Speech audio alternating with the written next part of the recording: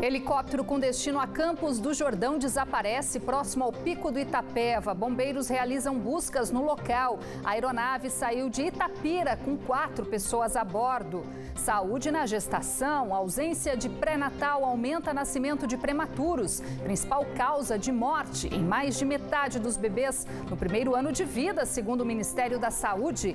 Em São José dos Campos, projeto ajuda futuras mamães a evitar o parto antes da hora. Sábado de trabalho para as equipes da Defesa Civil, um dia depois do temporal que atingiu São José dos Campos. Rajadas de vento passaram dos 100 km por hora e, segundo a Defesa Civil, derrubaram 50 árvores na zona sul da cidade. Entrevista de sábado, início da temporada das chuvas, aumenta a preocupação com as doenças causadas por mosquitos. Casos de malária confirmados esta semana deixaram Ilhabela, no litoral norte, em alerta.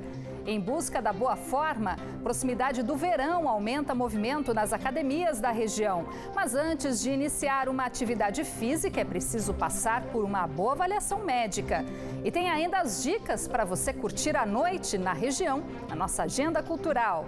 Sábado, 24 de novembro, está no ar o Band Cidade, segunda edição.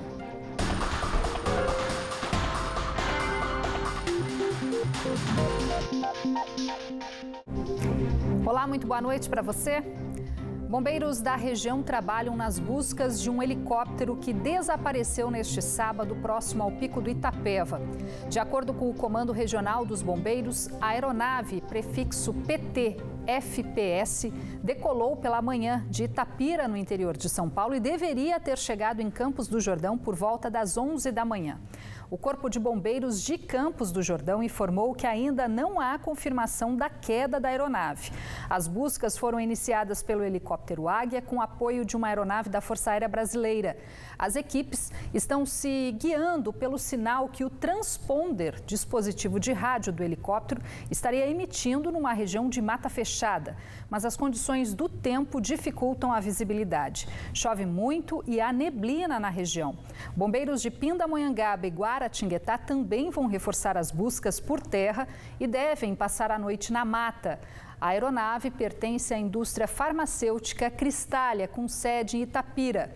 Além do piloto e um tripulante, também estaria a bordo da aeronave o casal sócio da empresa. De acordo com o Ministério da Saúde, a prematuridade é a causa da morte de mais de 50% dos bebês no primeiro ano de vida.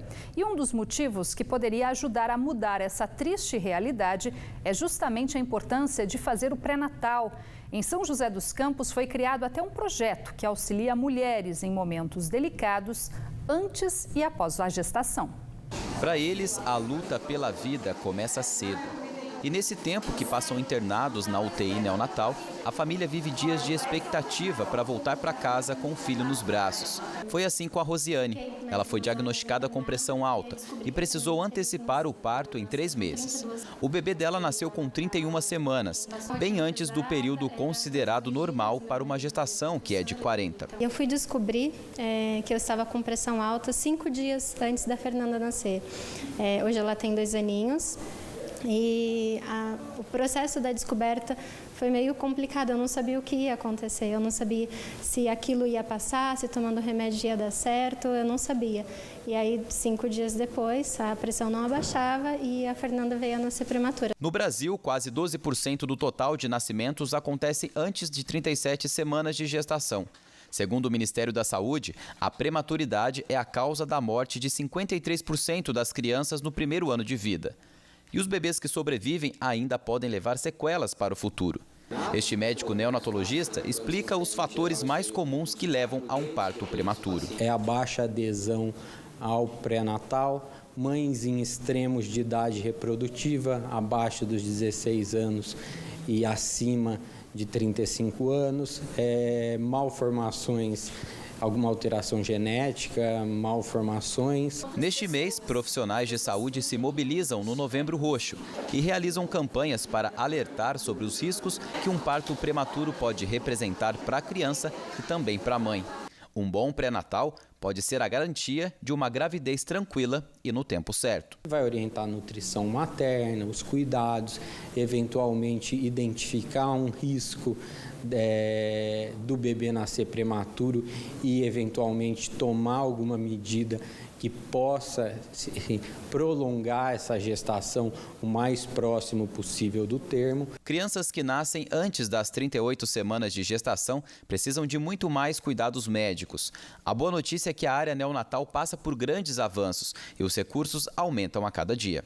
Isso deixou a Patrícia um pouco mais tranquila. Ela teve problemas durante a gestação e precisou antecipar o parto da filha. Tudo da evolução da medicina hoje em dia proporciona para a gente uma segurança a mais da chance de vida desses pequenininhos, né? Uma criança considerada prematura extremo e eles têm uma chance maior hoje em dia, né? Mas nessa hora não são apenas os avanços da medicina que ajudam.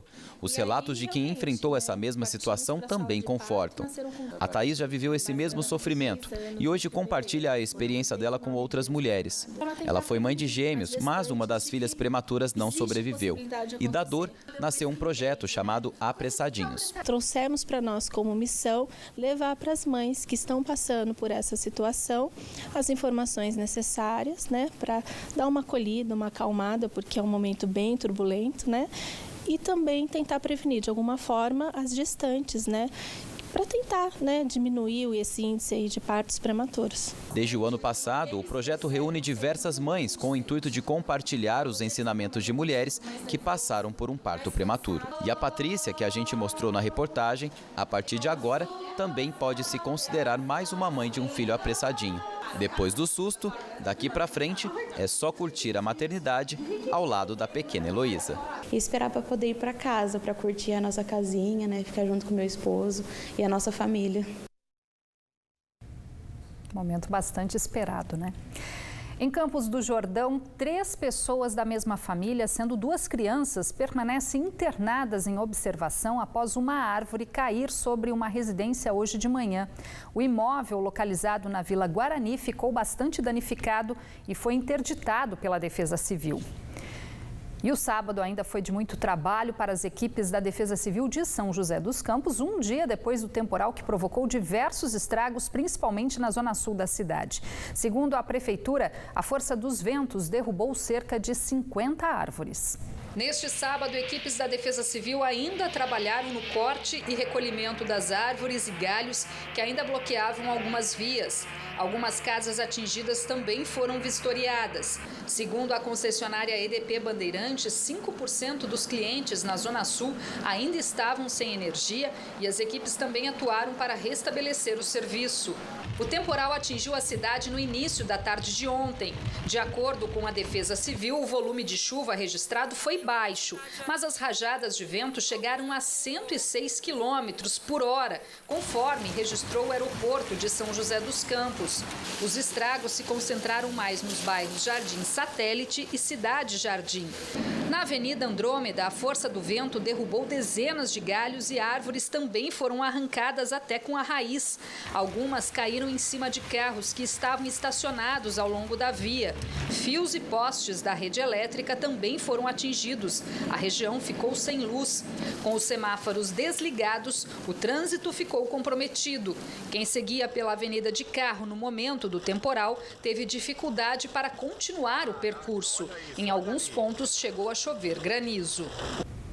E o tempo continua bastante instável na região neste domingo. Vamos conferir os detalhes da previsão no mapa.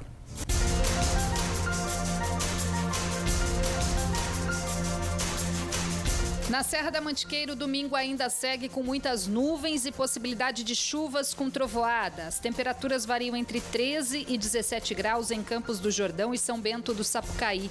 Mesma condição para o Vale do Paraíba, onde as máximas chegam aos 26 graus em Natividade da Serra e 23 graus em Cruzeiro e São José do Barreiro. Tempo instável e encoberto também no litoral norte. Máxima de 27 graus amanhã em Caraguatatuba e São Sebastião. Neste domingo, Taubaté amanhece com mínima de 18 e a máxima chega aos 25 graus. E ainda tem previsão de pancadas de chuva com trovoada.